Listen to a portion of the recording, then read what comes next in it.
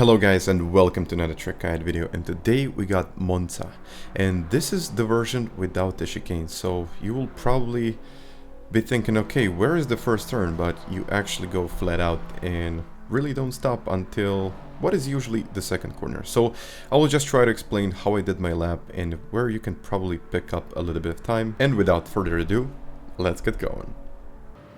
So starting with the lap, and you always want to think about getting out in the last turn out of Parabolica in fourth gear. So I will just show it, and yeah, it's kind of a different approach. It's way different than I thought it would be, but exiting in fourth gear actually helps you pick up a little bit of speed onto the main straight. So here I'm looking at the 150 meter sign, and just when I pass it I kind of brake there, and here I know I clipped the grass a little bit and I got that rotation, but it's not really necessary. I use that curb as a rotation mark. So you want to use that sometimes to get the turning angle in.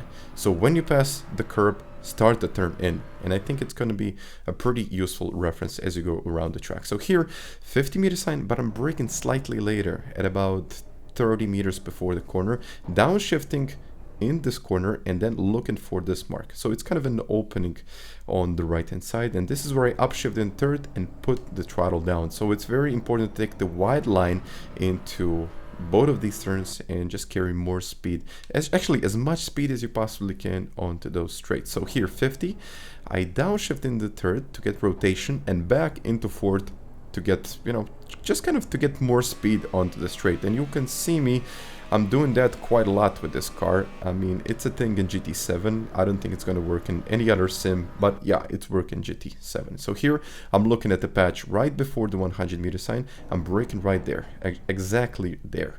And once again, we're going to use the beginning of the curb here as a turning point, but just it's kind of closer to the 50 meter sign. Downshifting the second, getting a rotation and back and forth.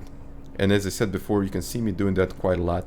And you want to get over those curbs, but I just touched them a little bit too much, and in the end I went slightly wide. But it was a better lap in the end. So just make sure that you upshift early. So this is kind of at about 85% of the revs you need to shift. So keep that in mind. So here, 75 meters, just when I passed the 100 meter sign, something in between the 100 and the 50, I would say, but more to the 100.